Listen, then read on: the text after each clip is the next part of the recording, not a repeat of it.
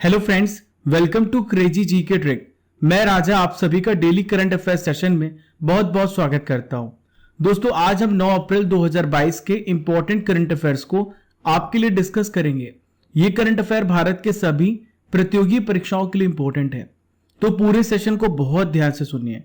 PDF को download करने के लिए आप हमारे नीचे दिए गए टेलीग्राम लिंक और क्रेजी जी के ट्रिक एप्लीकेशन से पीडीएफ को डाउनलोड कर सकते हैं, जिसका लिंक आपको नीचे डिस्क्रिप्शन बॉक्स में दिया गया है। दोस्तों, तरक्कियों की दौड़ में उसी का जोर चल गया, बना के रास्ता जो भीड़ से निकल गया। दोस्तों, आप सभी को अपने कंफर्ट जोन को छोड़ना होगा। कुछ पाने के लिए कुछ खोना पड़ता है और जो ना हो वो भी होना पड़ता है, यानी आपको परिवर्तन करना पड़ेगा और परिवर्तन को स्वीकार कीजिए। सकारात्मक परिवर्तन की ओर बढ़िए। रोज अपने टारगेट को सेट करें और उस टारगेट को पूरे करने में दिन रात एक कर दें। आज के सेशन का टारगेट 4000 लाइक्स का है, तो चलिए फ्रेंड्स, आज के सेशन को 4000 लाइक्स पहुंचाते हैं। देखिए फ्रेंड्स, आज का सबसे पहला इंपॉर्टेंट करंट अफेयर आपके सामने रहा। हाल ही में किस देश को संयुक्त राष्ट्र मानवाधिकार परिषद से हटाने का प्रस्ताव पारित किया गया है? तो दोस्तों, रशिया को हटाने का फैसला किया जा रहा है। दोस्तों, आप सभी को पता है कि यूक्रेन और रशिया के बीच में वॉर चल रहा है, जिसकी वजह से पूरी दुनिया में अस्थिरता आ चुकी है, पूरी दुनिया में अशांति आ चुकी है। तो रशिया को वॉर से रोकने के लिए ये सारे प्रयास किए जा रहे हैं। देखिए, कितने देशों ने प्रस्ताव के पक्ष में मतदान किया है। 93 कंट्रीज ने प्रस्ताव के पक्ष में मतदान किया है, 24 ने प्रस्ताव के खिलाफ मतदान किया है और 58 ऐसे देश हैं, 58 ऐसे देश हैं जो प्रस्ताव पर मतदान से दूर रहे हैं। दोस्तों, भारत की बात करें तो भारत का इस पे क्या स्टैंड रहा है? तो दोस्तों, भारत जो है वोटिंग से दूर रहा है। इसके साथ भारत के पड़ोसी देश पाकिस्तान, नेपाल, बांग्लादेश, मालदीव, श्रीलंका, ये सारे वोटिंग से दूर रहे हैं। चीन ने तो प्रस्ताव के खिलाफ मतदान भी कर दिया है। दोस्तों, बात बहुत क्लियर है, ये प्रस्ताव किसके द्वारा लाया जाएगा? जो पीड़ित है, यानी यूक्रेन लाया, इसके बाद यूएसए लाया, यूरोपीय संघ और कई लैटिन अमेरिकी देश मिलकर के इस प्रस्ताव को लाए हैं। दोस्तों, हाल ही में यूक्रेन में एक घटना देखने को मिली है। बूचा शहर में हाल ही में सामूहिक कब्रें देखने को मिली हैं और मानव अधिकारों की ज्यादती पाए जाने की वजह से यह प्रस्ताव लाया गया है। लीबिया जो है एकमात्र सदस्य राज्य है, सदस्य कंट्री है, जिसे एचआरसी से निलंबित कर दिया गया था। इसे 2011 में सस्पेंड किया गया है। दोस्तों, मैं आप सभी को और भी पॉइंट्स को समझा देता हूं।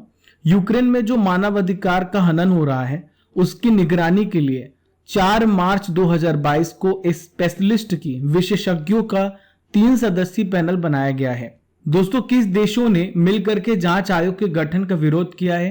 तो रूस और एरिट्रिया ने इस जांच आयोग के गठन के प्रस्ताव का विरोध किया है। दोस्तों, यहां पर बात आ रही यूएनएचआरसी की, यानी United Nations human rights commission की। तो मैं आपको इसके बारे में डिटेल्ड एक्सप्लेनेशन देने वाला हूं। देखिए, सबसे पहले जानते हैं ये किसकी संस्था है। तो ये संयुक्त राष्ट्र की संस्था है, यूनाइटेड नेशंस की एक संस्था है। इसका उद्देश्य क्या है? दुनिया भर में ह्यूमन राइट्स को बढ़ावा देना और उनकी रक्षा करना। दोस्तों, हर साल 10 दिसंबर को, कब? 10 दिसंबर को विश्व मानवाधिकार दिवस हम मनाते हैं। इसमें टोटल 47 मेंबर हैं। इसके सदस्य 3 साल के कार्यकाल के लिए चुने जाते हैं। स्थापना यानी इसका एस्टेब्लिशमेंट कब हुआ? 15 मार्च 2006 को। इसका हेडक्वार्टर कहां पर है? जिनेवा, स्विट्जरलैंड में इसका मुख्यालय है। वर्तमान इसके प्रेसिडेंट कौन है यूएनएचआरसी के? तो इनका नाम है फेडेरिको विलेगास। क्या नाम है? Federico Villegas. Next important current affair आपके सामने रहा। The old man of Kusumpur के लिए अमर मित्र को कौन सा पुरस्कार मिला है? Which award has been given to Amar Mitra for the old man of Kusumpur? तो ये पुरस्कार मिला है दोस्तों इनको O Henry award, O Henry पुरस्कार। देखिए, इनकी लघु कहानी है the old man of Kusumpur. Originally ये किस भाषा में लिखी गई है? तो ओरिजिनली ये बंगाली भाषा में लिखी गई है। इसका टाइटल है गंबूरो। दोस्तों, पुरस्कार जो है 20 विजेताओं को मिला है और 20 विजेताओं में एक है, इनका नाम है अमर मित्र। गंबूरो अमर मित्र द्वारा 1977 में बंगाली में लिखा गया था और अमेरिका पत्रिका में इसका प्रकाशन हुआ था। दोस्तों, यहां पर बात आ रही ओ हेनरी अवार्ड की, ओ हेनरी पुरस्कार की। तो आइए जान लेते हैं ये पुरस्कार किसे दिया जाता है, कैसे दिया जाता है। ये पुरस्कार लघु कथाओं के लिए दिया जाता है। ये उन लेखकों को प्रदान किया जाता है जिनकी लघु कथा कहाँ पे प्रकाशित होती है, किस देश में, कनाडा और अमेरिका में जहां पे प्रकाशन होता है लघु कथाओं का, ये उन लेखकों को प्रदान किया जाता है जिन्होंने उत्कृष्ट कार्य किया है। देखिए फ्रेंड्स, 1919 से, कब से, 1919 से लेखक ओ हेनरी की स्मृति में याद में यह पुरस्कार दिया जा रहा है। देखिए दोस्तों, थर्ड इंपॉर्टेंट करंट अफेयर आपके सामने रहा। एनटीपीसी लिमिटेड ने पीएनजी में ग्रीन हाइड्रोजन को मिलाने के लिए किसके साथ समझौता किया है? तो हाल ही में किसके साथ समझौता किया एनटीपीसी ने? गुजरात गैस लिमिटेड के साथ। किसके साथ? गुजरात गैस लिमिटेड के साथ। यहां पे एनटीपीसी का फुल फॉर्म क्या है? National thermal power corporation limited. फिर से बोल रहा हूं, national thermal power corporation limited. इसकी स्थापना कब हुई? 1975 में इसकी स्थापना हुई। कब? 1975 में। वर्तमान में इसके सीईओ या फिर आप कह सकते हैं कि चेयरमैन कौन है? तो इनका नाम है गुरदीप सिंह। क्या नाम है? गुरदीप सिंह, लिख लीजिए। अब दोस्तों समझते हैं कि यह समझौता क्यों किया गया, इसका क्या फायदा होगा। दोस्तों एनटीपीसी कहां पर? कवास, गुजरात में है। यह मौजूदा 1 MB की फ्लोटिंग सौर परियोजना। दोस्तों फ्लोटिंग सौर परियोजना का मतलब होता है तैरता हुआ सोलर प्लांट, जो बिजली का उपयोग करके ग्रीन हाइड्रोजन का उत्पादन करेगा। किसका? ग्रीन हाइड्रोजन का। और फिर ये जो ग्रीन हाइड्रोजन है इसे पाइप्ड नेचुरल गैस पीएनजी में मिला दिया जाएगा। दोस्तों मैं आपको बता दूं, ये परियोजना जो है भारत में पहली अपनी तरह की एक यूनिक परियोजना है और खाना पकाने के क्षेत्र में डीकार्बोनाइजेशन का मतलब होता है कार्बन डाइऑक्साइड को कम करना और ऊर्जा आवश्यकताओं में आत्मनिर्भरता प्राप्त करने की दिशा में एक इंपॉर्टेंट स्टेप है। यहां पर हम ग्रीन हाइड्रोजन को समझ लेते हैं कि ग्रीन हाइड्रोजन होता क्या है। तो ग्रीन हाइड्रोजन एक प्रकार का हाइड्रोजन ही होता है फ्रेंड्स। देखिए, पानी को इलेक्ट्रोलिसिस क्रिया के द्वारा, पानी में इलेक्ट्रोलिसिस प्रोसेस किया जाता है जिसमें H2 डिवाइड हो जाता है, H2 अलग हो जाता है और वह एक फ्यूल, ईंधन के रूप में इस्तेमाल किया जा सकता है और इसी को हम कहते हैं हाइड्रोजन। चलिए फ्रेंड्स, नेक्स्ट नॉलेज फैक्ट्री की ओर बढ़ते हैं और मैं आपको आज बताने वाला हूं भारत की प्रथम महिला, यानी भारत में जो प्रथम महिला रही हैं उसके बारे में मैं आपसे डिस्कस करूंगा। भारत की सबसे कम उम्र की महिला पायलट का क्या नाम है? तो इनका नाम है आयशा अजीज, याद रखिएगा।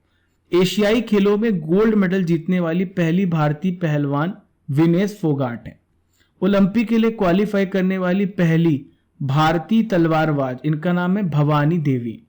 ओलंपिक के लिए क्वालिफाई करने वाली सबसे कम उम्र की महिला पहलवान सोनम मलिक है। 18 वर्ष की उम्र में इन्होंने क्वालिफाई किया। माउंट अन्नपूर्णा को फतेह करने वाली पहली भारतीय महिला, इनका नाम है प्रियंका मोहिते। क्या नाम है? प्रियंका मोहिते नाम है। नेस्कॉम की चेयरपर्सन नियुक्त होने वाली पहली महिला रेखा मेनन है। लास्ट में बात करेंगे देश की प्रथम महिला उड़ान परीक्षण इंजीनियर, इनका नाम है आश्रिता वी ओलेटी। देखिए friends, fourth important current affair आपके सामने रहा। विश्व टेबल टेनिस दिवस 6 अप्रैल को मनाया गया। इसको पहली बार किस वर्ष मनाया गया? तो देखिए फ्रेंड्स, कब मनाया गया? 2015 में मनाया गया। कब? 2015 में। विश्व टेबल टेनिस दिवस पहली बार कब मनाया गया था? 6 अप्रैल 2015 को table tennis for all theme के साथ मनाया गया था। इसका प्रमुख उद्देश्य आप समझ ही गए होंगे नाम से, टेनिस को बढ़ावा देना, टेबल टेनिस को लोगों तक पहुंचाना, लोगों को अवेयर करना, जागरूक करने के लिए मनाया जाता है। मैं आपकी जानकारी के लिए बता दूं, चीन का राष्ट्रीय खेल क्या है? टेबल टेनिस ही है। दोस्तों यहां पर बात आ रही है, दोस्तों यहां पर मैं आपको बताने वाला हूं प्रमुख देशों के राष्ट्रीय खेल के बारे में। ध्यान से सुनते जाइए, ठीक है। तो देखिए, भारत का राष्ट्रीय खेल क्या है? हॉकी है। दोस्तों सरकार के द्वारा इसे घोषित नहीं किया गया है, आमतौर पर से माना जाता है कि भारत का राष्ट्रीय खेल हॉकी है। यूएसए का खेल है दोस्तों, तो यूएसए का राष्ट्रीय खेल है बेसबॉल। इंग्लैंड का दोस्तों क्रिकेट है। रूस का दोस्तों क्या है? बैंडी। क्या है? बैंडी। जापान का राष्ट्रीय खेल जूडो है। देखिए अगले देश की बात करेंगे, ऑस्ट्रेलिया। तो देखिए ऑस्ट्रेलिया का जो राष्ट्रीय खेल है वो क्रिकेट है। चीन का राष्ट्रीय खेल टेबल टेनिस है। मलेशिया का है बैडमिंटन। दोस्तों यहां पर बात आ रही है टेबल टेनिस की, तो मैं आपको बता दूं इंटरनेशनल टेबल टेनिस फेडरेशन के बारे में। स्थापना 1926 में हुई है। हेडक्वार्टर लुसाने, स्विट्जरलैंड में। 226 मेंबर हैं। वर्तमान प्रेसिडेंट हैं पेट्रा सॉर्लिंग। देखिए friends, fifth important current affair रहा, ट्विटर के बोर्ड मेंबर में हाल ही में किसे चुना गया है? हाल ही में कौन बन गए ट्विटर के बोर्ड मेंबर? इनका क्या नाम है? दोस्तों इनका नाम है एलॉन मस्क। कौन है? Elon Musk. दोस्तों मैंने आपको कल ही पढ़ाया था विश्व के सबसे अमीर इंसान कौन है, एलोन मस्क। और टेस्ला के सीईओ हैं, इनका क्या नाम है, एलोन मस्क। इसके साथ साथ ये स्पेसएक्स के भी मालिक हैं। दोस्तों 9.2% के हिस्सेदारी इन्होंने हाल ही में ट्विटर की खरीद ली है। दोस्तों ये ट्विटर के क्या बन गए हैं, बोर्ड मेंबर बन गए हैं। और ट्विटर के निदेशक बोर्ड में अब टोटल कितने मेंबर हो गए हैं, 12।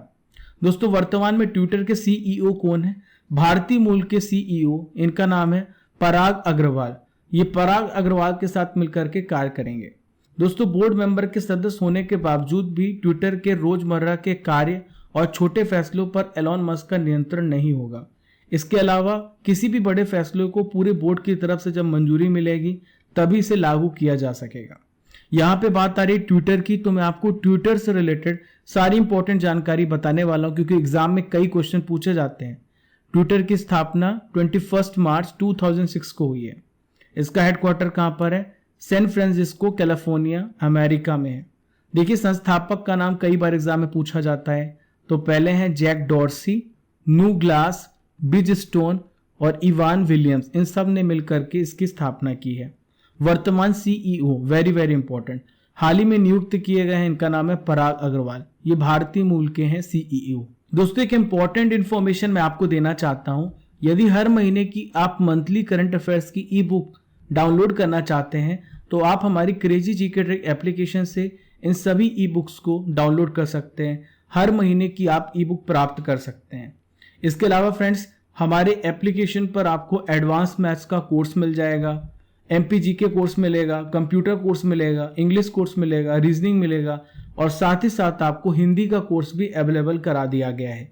यदि आप इन सभी कोर्स के लिए इंटरेस्टेड हैं तो आप हमारी क्रेजी जीके ट्रिक एप्लीकेशन से इन सभी कोर्स का फायदा उठा सकते हैं। 6th इंपॉर्टेंट करंट अफेयर्स की ओर बढ़ते हैं। द मैवरिक इफेक्ट नामक पुस्तक के लेखक कौन है, who is the author of the book the Maverick effect.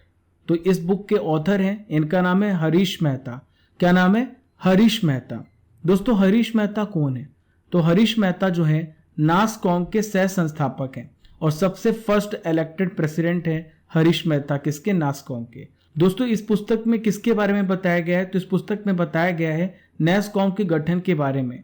1970s और 1980 के बीच में किस प्रकार से नैसकॉम का गठन किया गया बैंड ऑफ ड्रीमर्स की मदद से। अब यहाँ पे बात आ रही नैसकॉम की। नैसकॉम का फुल फॉर्म पहले जान लेते हैं, national association of software and service company.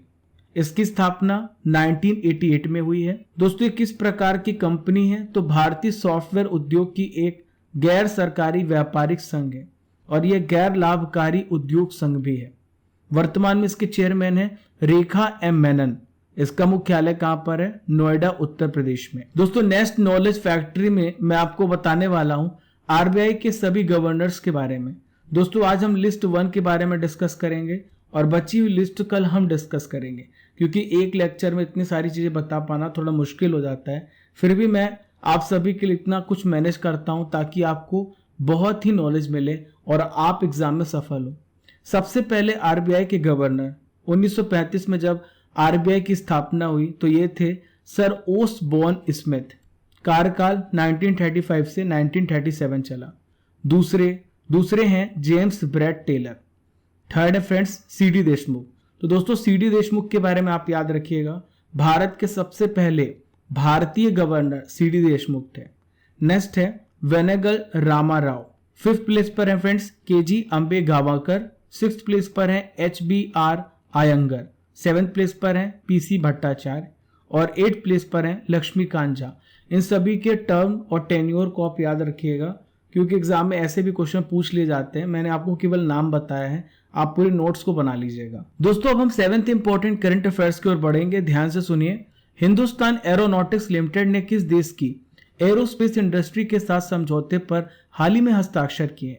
तो हिंदुस्तान एरोनॉटिक्स लिमिटेड ने हाल ही में इजराइल की एरोस्पेस इंडस्ट्री के साथ हाल ही में हस्ताक्षर किए। देखिए इजराइल की एरोस्पेस इंडस्ट्री का नाम क्या है, तो उसका नाम है इजराइल एरोस्पेस इंडस्ट्रीज IAI। दोस्तों समझौते में क्या किया गया है, तो नागरिक यात्री विमान को मल्टी मिशन टैंकर ट्रांसपोर्ट विमान में बदला जाएगा, चेंज किया जाएगा। यही समझौते ज्ञापन पर हस्ताक्षर किए गए। इसका सीधा सा मतलब है कि विमानों को हवा में ईंधन भरने वाले विमानों में कन्वर्ट किया जाएगा। अब यहाँ पे बात आ रही HAL की, तो मैं आपको HAL के बारे में इंपॉर्टेंट डिटेल्स शेयर करने वाला हूँ। HAL का full form Hindustan aeronautics limited है। किस मंत्रालय के अंतर्गत कार्य करता है? तो ये आता है रक्षा मंत्रालय, डिफेंस मिनिस्ट्री के अंदर। दोस्तों अब सवाल उठता है कि HAL का कार्य क्या है? तो HAL क्या करता है? विमान, जेट इंजन और हेलीकॉप्टर की डिजाइन और उसकी मैन्युफैक्चरिंग करता है। दोस्तों इसका हेडक्वार्टर कहां पर है? इसका हेडक्वार्टर बेंगलुरु में है। इसका गठन कब हुआ था? 1 अक्टूबर 1964 को। देखिए friends, 8th important current affair आपके सामने रहा। भारत के कृषि उत्पादों का जो निर्यात मूल्य है कितने अरब डॉलर के पार हो गया है? तो दोस्तों ये हो गया है 50 बिलियन डॉलर्स के ऊपर। दोस्तों ये जो डाटा है किसके द्वारा जारी किया जाता है? Directorate general of commercial intelligence and statistics के द्वारा ये आंकड़ा जारी किया गया। इसमें यह बताया गया है कि 2021-22 के दौरान कृषि जो एक्सपोर्ट है, निर्यात है, इसमें लगभग 20% का ग्रोथ देखने को मिला है। खासकर गेहूं के एक्सपोर्ट में 2020-21-22 में जो कि 568 मिलियन डॉलर था, ये 4 गुना बढ़कर 2.12 बिलियन डॉलर हो गया है। अब आइए जानते हैं फ्रेंड्स कहां पर एक्सपोर्ट बढ़ा है। तो देखिए समुद्री उत्पाद जो ओशनिक प्रोडक्ट है उसका जो एक्सपोर्ट है 7.71 अरब डॉलर के हाईएस्ट शिखर पर, उच्चतम शिखर पर पहुंच गया है। और पहली बार यह भी देखा गया है कि कॉफी का जो एक्सपोर्ट है ये 1 अरब डॉलर के आंकड़े को पार कर चुका है। दोस्तों मसाले का जो एक्सपोर्ट है लगातार दूसरे साल 4 अरब डॉलर तक पहुंच गया है। दोस्तों भारत का जो एक्सपोर्ट है किन क्लस्टर्स की वजह से हुआ है तो मैं आपको बता देता हूं। बनारस यानी वाराणसी से ताजी सब्जियां और आम का एक्सपोर्ट होता है।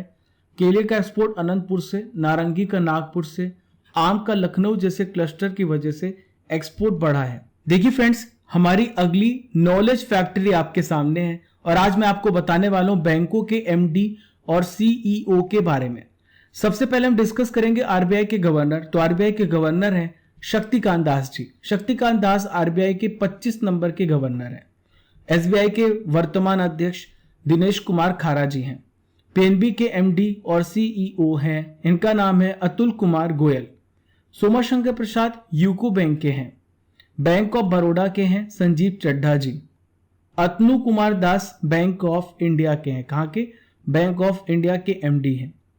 बैंक ऑफ महाराष्ट्र की बात करें तो ये हैं AS राजीव जी। देखिए नेक्स्ट बात करेंगे राज किरण राय, तो ये हैं union bank of India UBI के MD और CEO। दोस्तों अब हम डिस्कस करेंगे करंट अफेयर्स की रसमलाई, यानी 2021 के इंपॉर्टेंट करंट अफेयर्स का रिवीजन करेंगे।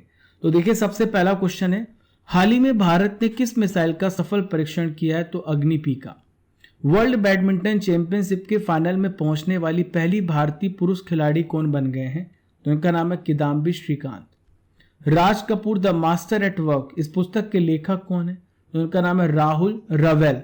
देखिए नेक्स्ट इंपॉर्टेंट करंट अफेयर रहा, किस सरकार ने 10 साल पुराने सभी डीजल वाहनों का रजिस्ट्रेशन रद्द करने की घोषणा की है? दिल्ली सरकार ने। कहां पर अखिल भारतीय महापौरों के सम्मेलन का उद्घाटन और संबोधन PM मोदी ने वीडियो कॉन्फ्रेंसिंग के माध्यम से किया? तो देखिए कहां पर हुआ है, ये वाराणसी में हुआ है। दोस्तों 9th इंपॉर्टेंट करंट अफेयर्स की ओर बढ़ते हैं। हाल ही में किस देश के राष्ट्रपति गोताबाया राजपक्षे ने देश में लगे आपातकाल को हटा दिया है? तो which countries president Gotabaya Rajapaksa has lifted the emergency imposed in the country? तो हाल ही में श्रीलंका से ये इमरजेंसी हटा दी गई है। दोस्तों मैंने आपको करंट अफेयर्स में बताया था कि श्रीलंका में इमरजेंसी लगाने के पीछे वजह क्या थी। उनके पास फॉरेन करेंसी कम हो गए थे, तो ये फॉरेन प्रोडक्ट्स को नहीं मंगा पा रहे थे, विदेशी प्रोडक्ट को परचेज नहीं कर पा रहे थे, और ना ही इतना ज़्यादा प्रोडक्शन इनके घर में हुआ था, इनके श्रीलंका में हुआ था। इस वजह से जो सप्लाई और डिमांड की जो चेन थी वो इम्बैलेंस हो गई और महंगाई बहुत तेज़ी से बढ़ती गई। दोस्तों इस वजह से यहाँ पर इमरजेंसी लगाई गई थी। देखने में ये भी मिला था कि दूध के प्राइस 2000 रुपये किलो तक, टी यानी चाय 200 रुपये कप चाय मिल रही थी, ऐसे हालात देखने को मिल रहे थे। अब यहाँ से इमरजेंसी को हटा दिया गया है। ऐसा इसलिए भी किया गया था क्योंकि राष्ट्रपति ने देश में बदतर बेकार आर्थिक हालात को लेकर विरोध प्रदर्शन के मद्देनजर यहाँ पर सार्वजनिक आपातकाल की घोषणा की थी 3 अप्रैल को। अब इसे हटा दिया गया है। दोस्तों आज का आखिरी इंपॉर्टेंट करंट अफेयर आपके सामने रहा। हाल ही में किस राज्य सरकार ने सरकारी स्कूलों में 9वीं से लेकर 12वीं की हिंदी एवं संस्कृत पुस्तक में गीता सार पाठ्यक्रम शामिल करने की हाल ही में घोषणा की है? तो देखिए हिमाचल प्रदेश सरकार ने हाल ही में ऐसा कदम उठाया है। देखिए, हिमाचल प्रदेश के सभी सरकारी स्कूलों में 9वीं से लेकर 12वीं तक हिंदी और संस्कृत की जो बुक है उसमें गीता का समरी देखने को मिलेगा। गीता का सार शामिल किया गया है। दोस्तों, मई से प्रदेश के सभी सरकारी स्कूलों में इन कक्षाओं का नया एजुकेशनल सेशन शुरू होगा। देखिए फ्रेंड्स, अब हम 8 अप्रैल के इंपॉर्टेंट करंट अफेयर्स का रिवीजन भी कर लेते हैं। सबसे पहला क्वेश्चन है, WHO के अनुसार विश्व की लगभग कितने प्रतिशत आबादी खराब गुणवत्ता वाली हवा में सांस ले रही है? तो दोस्तों 99%। नेक्स्ट है, सरस्वती सम्मान 2021 हाल ही में किसे प्रदान किया जाएगा? तो देखिए, रामदरस मिश्रा जी को। सरस्वती सम्मान में 15 लाख रुपए की राशि प्रदान की जाती है। फोर्ब्स के अनुसार दुनिया के सबसे अमीर व्यक्ति कौन बन गए हैं? तो ये हैं एलोन मस्क। इसमें भारतीय भी शामिल हैं। इनका नाम है मुकेश अंबानी। 10th प्लेस पर है मुकेश अंबानी। नेक्स्ट है, भारत के किस शहर में कोरोना के नए वेरिएंट XC का पता चला है? तो हाल ही में मुंबई में इस नए वेरिएंट का पता लगाया गया है। 5th इंपॉर्टेंट रिवीजन क्वेश्चन ये रहा, हाल ही में किस राज्य सरकार ने सरकारी स्कूलों में हॉबी हब स्थापित करने की योजना शुरू की है? तो हाल ही में दिल्ली में इसकी शुरुआत की गई है। नेक्स्ट क्वेश्चन है, विश्व स्वास्थ्य दिवस कब मनाया गया? हर साल 7 अप्रैल को मनाया जाता है। सरहुल त्योहार किस राज्य में मनाया गया? तो देखिए, मनाया जाता है झारखंड में। अलेक्जेंडर वुसिक किस देश के राष्ट्रपति हाल ही में चुने गए हैं? तो सर्बिया के प्रेसिडेंट बनाए गए हैं। 9th इंपॉर्टेंट रिवीजन क्वेश्चन ये रहा, कावल उथवी ऐप किस राज्य में लॉन्च किया गया? तो तमिलनाडु में किया गया है। एशियाई विकास बैंक ने फाइनेंशियल ईयर 2023 में भारत की अर्थव्यवस्था में कितने प्रतिशत की वृद्धि का अनुमान लगाया है? 7.5%। दोस्तों, ये था 8 अप्रैल का इंपॉर्टेंट करंट अफेयर्स का रिवीजन। हमने डेली करंट अफेयर में 9 अप्रैल के करंट अफेयर्स को भी पढ़ लिया है। दोस्तों, 15 से 20 मिनट के लेक्चर में हम आपको बहुत सारी जानकारी प्रदान करने की कोशिश करते हैं। आपका समय कीमती है। दोस्तों, हमारा उद्देश्य है आपके समय को बचाना, क्वालिटी करंट अफेयर और स्टैटिक जीके प्रोवाइड करना। आज का टारगेट 4000 लाइक्स का है। मुझे पता है आप इसे पूरा करने वाले हैं। फॉलो कीजिए क्रेजी जीके ट्रिक को डिफरेंट सोशल मीडिया प्लेटफॉर्म पर। पहली बार हमारे चैनल पर आ रहे हैं तो सब्सक्राइब कर लें और बेल आइकन बटन दबा लें ताकि आपको हर एक नोटिफिकेशन सबसे पहले मिल सके। Keep liking, keep sharing your channel crazy GK trick. Thank you friends.